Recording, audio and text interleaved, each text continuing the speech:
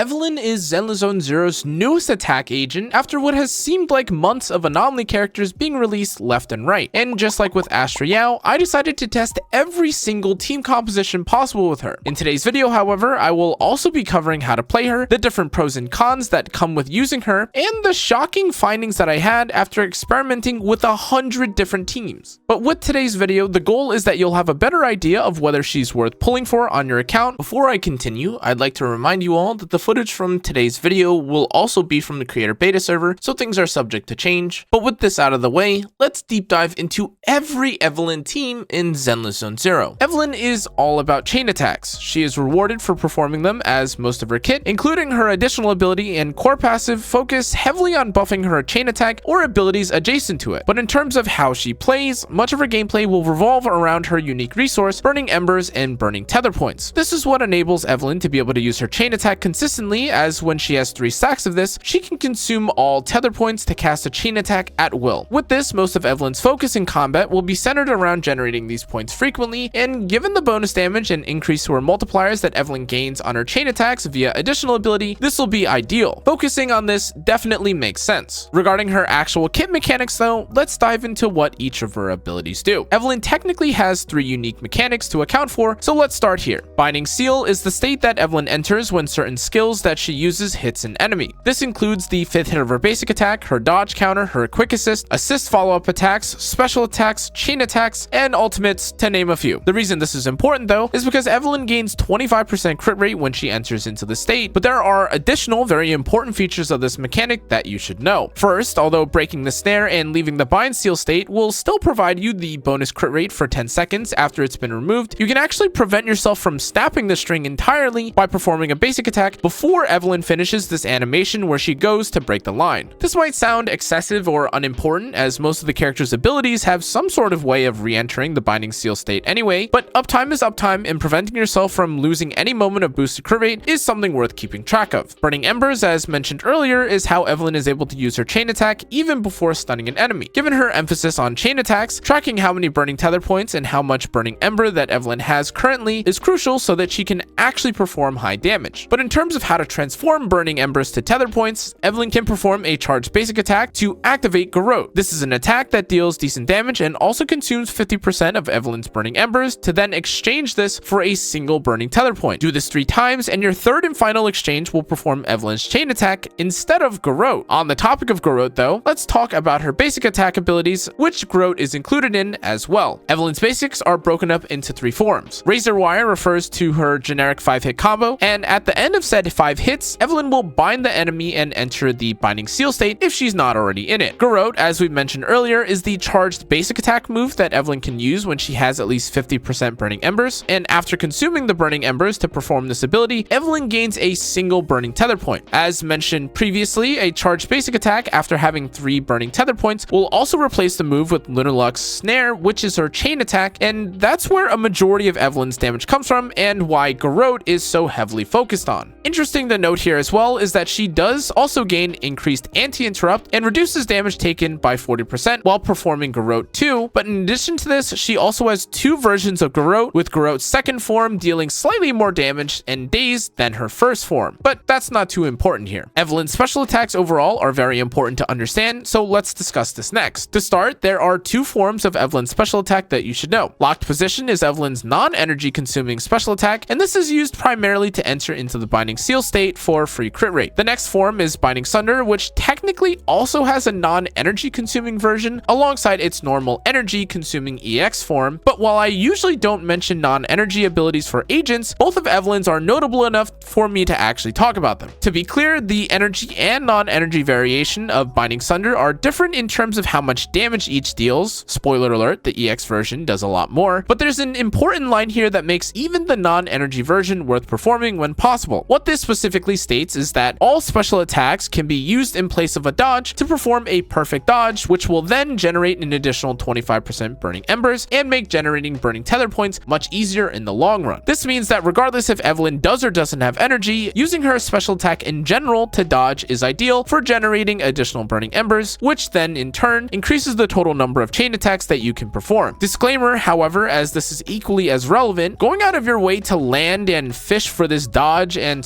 subsequently missing other attacks or combos will make doing this not worth it, as I'm sure you guys could tell, but ultimately you could also call this a skill issue if you end up messing up this combo. Now, to summarize and speak more broadly, this ability does also have decent grouping attached to it. It can charge your Burning Ember bar quickly with the dodge mechanic, and it deals good damage, so this is definitely a core or important ability for Evelyn that you should definitely not overlook. In regards to both Evelyn's assists and dodge abilities, they're pretty standard while also having opportunities for Evelyn to re-enter into the Binding Seal state. Generally speaking though, these abilities are pretty normal, with Evelyn's dodge counter being the exception, where in most cases you'd rather perform a special attack to dodge instead of using this instead. Not much else is actually noteworthy though. Moving to her chain attack, this ability is quite simple despite how much Kit talks about it, and so to put things plainly, this ability just deals damage but can be interrupted if you have 3 burning tether points. A side note, the interrupt levels of this ability are slightly weaker than if you had triggered a chain attack off of a stunned enemy like normal, but again, these are small details that honestly won't affect too much of your gameplay. The final skill that's important to address here is her ultimate. Now, to start, this is one of the highest damage dealing abilities in the game, but an even more important detail of this skill is that after using her ultimate for the first time, she removes her coat, which is insane by the way. However, visuals aside, the jacket removal actually affects the way that she plays in a significant way, since after she's coatless, she now gains 1 permanent burning tether point at all times. This means you now spend 1 less basic attack combo or a special attack cast to generate max burning tether points, and with this, I'm shocked to say it, but yes, removing the coat is a good thing, in more ways than one. On the topic of passives and free stats as well, it should also be mentioned that Evelyn's additional ability activates when paired with stunners or support agents. But in addition to this, she specifically gains 2 amazing bonuses to her kit. First, a 30% increase to her chain attack and ultimate damage, which by itself is huge. However, to add to this, assuming she has at least 80 crit rate, she buffs the damage multiplier for her chain attacks and ultimates by 125% of the original value, which makes the multiplier insane and great too. In case you're curious, by the way, 80 crit rate isn't nearly as hard as you might think it is to get, as we'll see based off of the disk drive recommendations and W engine section that I'll be talking about later. Now it's time we talk about the teams. The first type of team that I spent hours experimenting with was the generic stunner plus support style, and my initial thoughts are definitely that these teams feel safe and are easy to play. Now despite this, there are definitely stunners that perform better or worse than others, so let's go over exactly what I found. First and foremost, no surprises here, but Lighter is easily the best stunner for Evelyn. Lighter provides Evelyn with tons of fire resistant shred and fire related damage increases, and this isn't even accounting for the quality of life and buffing and damage that Lighter provides by increasing the stun duration of enemies that are affected by it. In addition to this, Lighter and Evelyn swapping between each other feels extremely smooth, with Lighter being able to immediately begin his stun combo after swapping when having max morale. In terms of performance in clear times though, it should be known that Lighter teams cleared much faster than Kaleda or Ambi teams, but Chingy times were surprisingly competitive and remained relatively close. Even when removing outlier from comparisons though, Ambi and Kaleda teams were roughly 12 to 15% slower on average in time, but by contrast, Chingy teams were only roughly 2 to 5% slower in terms of clear speed. Now let's dive into the other non-Lighter stun teams, as there were definitely ones that stood out too. As mentioned earlier, Chingy was one of the best performing alternatives to Lighter, and her own clears on average were faster than any other team, even when paired with Astra. Specifically with Astra, the Evelyn, Chingy, Astra team felt amazing, as any swapping between Evelyn and Chingy felt just as smooth as when testing with Lighter, but in addition to this, the added stun damage provided by Chingy's passive created a lot of value and resulted in much faster clears that ultimately, again, made things competitive even to Lighter. That being said, most of the teams that didn't include Astra still felt similar in terms of clear speed relative to Lighter, but more importantly, a few teams like Chingy, Nicole felt way more comfortable actually when paired with Chingy as opposed to when with Lighter. This didn't result in faster clear times necessarily, but it did mean that combos or the fights weren't nearly as frustrating or confusing to navigate at first. These clears then, of course, could therefore be helpful if you're using the team in content like Deadly Assault or even the Battle Tower, where content is less straightforward or telegraphed and you'll need to adjust on the fly. Addressing Kaleda and Ambi, I found that both were decent but not amazing when paired with Evelyn. However, the feeling and clear times that I had with them were still worth mentioning in a few cases. Astra, of course, when paired with pretty much any team, yielded the most competitive times relative to even the fastest clear time of all, which I'll get to soon, but Astra aside, the next best performer as a supportive third option in most cases for my testing was was actually Caesar. Lighter Caesar, Chingy Caesar, Kaleda Caesar, and even Ambi Caesar cleared quicker than most other teams tested, and this does make sense given the anti-interrupt and ability to just focus on stunning while also giving access to a decent number of buffs, including the attack increase and the damage increase debuff. After testing all these teams, however, I do have a few that I recommend if you do have the agents or decide to pull for Evelyn, and for this category of team, that would be pairing any of the stun agents with either Caesar or Lucy, and that would mean a team like Evelyn Kaleda Caesar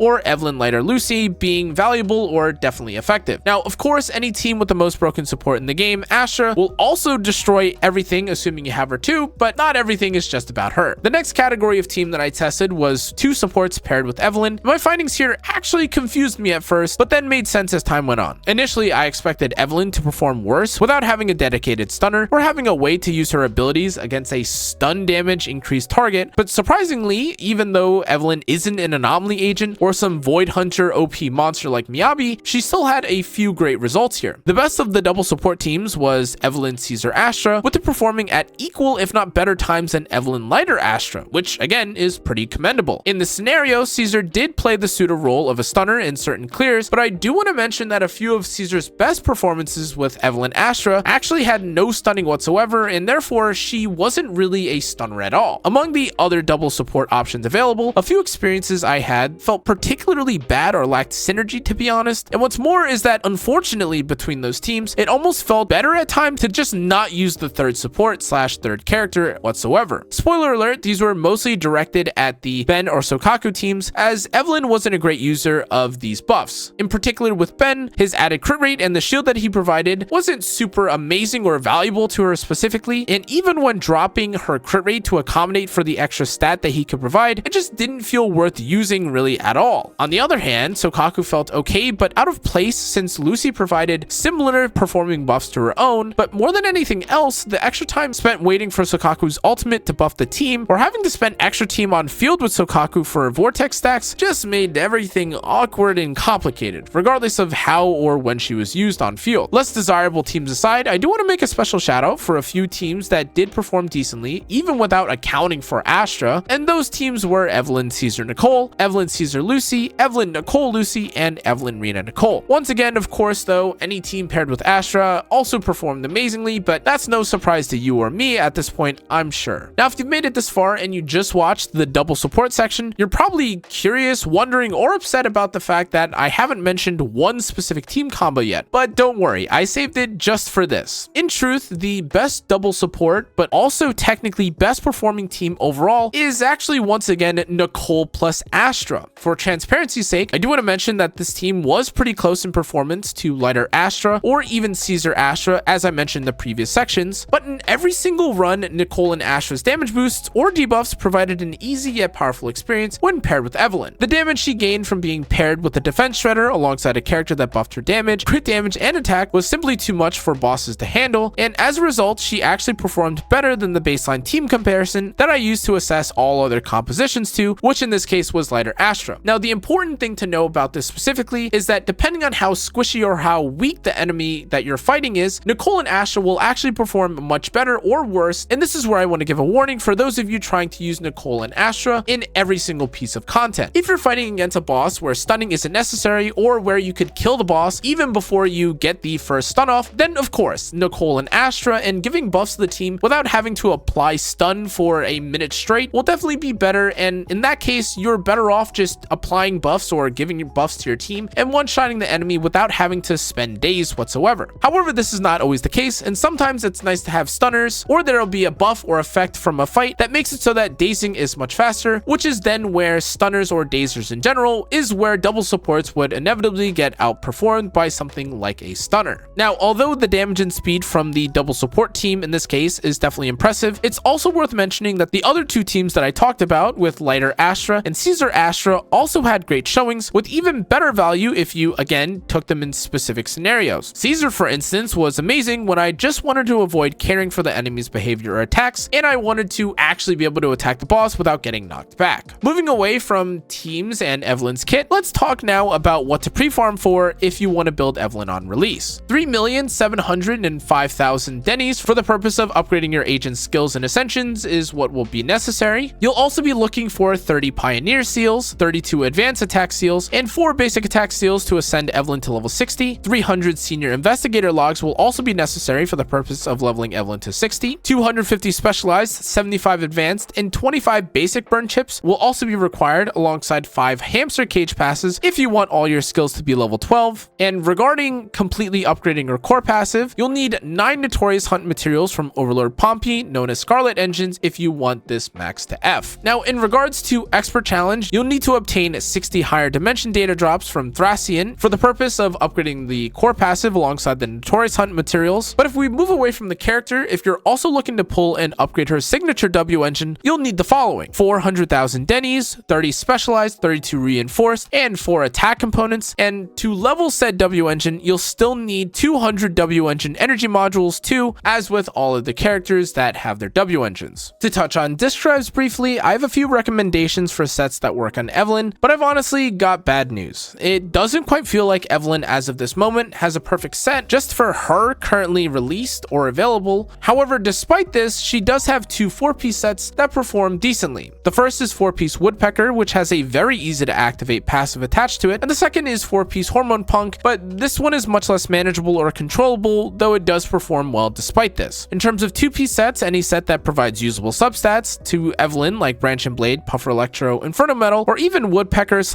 Hormone Punk will be fine. And as always, it's usually better to take the piece or set that has more usable roles on it, since these will yield higher value in most cases, especially when it comes to 2-piece set effects. For W engine choices, Evelyn's own is the best choice by almost 20% compared to its peer, but if her signature isn't available, using Marcato or Brimstone if you have them are decent alternatives. Side note, if for some reason you have Harumasa's signature, Nekomata's signature, or even Juyuen's signature W engines, they all perform pretty decently too. As we wrap up today's video though, guys, I have here the pros and cons from playing Evelyn after testing her quite a lot, but without further ado, here's what you should think about before playing her. Pros: her damage is some of the best among any other attack agent, and she outperforms Soldier 11, who in theory would compete with her as a fellow fire attack agent. Evelyn also spends a lot of time on field, so if you want to spend more time playing as her specifically, you're in luck. A few of Evelyn's skills do crowd control, group or move enemies in certain directions, which can be nice for interrupting or manipulating where enemies are on the field. Evelyn also synergizes very well with Astra, who was just recently released and some may have pulled for, but alongside this, Astra's quick assist spam paired alongside Evelyn can really help her burning ember generation, which of course means you'll do more damage. Finally, the animations of this character are absolutely insane, but this is honestly just for me because she looks very Kafka-esque, and my bias towards loving that character is definitely showing here, so do with this what you will. Now, in terms of cons, Evelyn is definitely not the easiest character to play, as she is somewhere around Ellen or Juyuen in difficulty, but nowhere near as difficult to play as Harumasa. Evelyn, as earlier mentioned as well, doesn't have a dedicated set to her currently, which is unfortunate as her alternatives do feel slightly worse to use as compared to others who have had specific sets designed for them. But finally, Evelyn without her signature W engine actually has much worse options available to her in the free-to-play and A-rank engine department, with Marcato being good but still being over 20% worse in performance than the next best A-rank option. That's going to be it for today though, guys. Hopefully you learned something or gained something from today's video. If you did, I'd really appreciate it if you leave a comment, turn on the notification bell, subscribe, or like the video. But in addition to this, if you want to learn more, watch more ZenlessZoneZero content, or find more content that I've made, feel free to check out the rest of my socials, join my Discord, find me on X/Twitter, whatever you want to call it. And as always, guys, I want to thank you for watching. I hope you have a lovely morning, evening, afternoon, whenever you decide to open up this video. I'll see you all in the next one. Stay safe, stay healthy.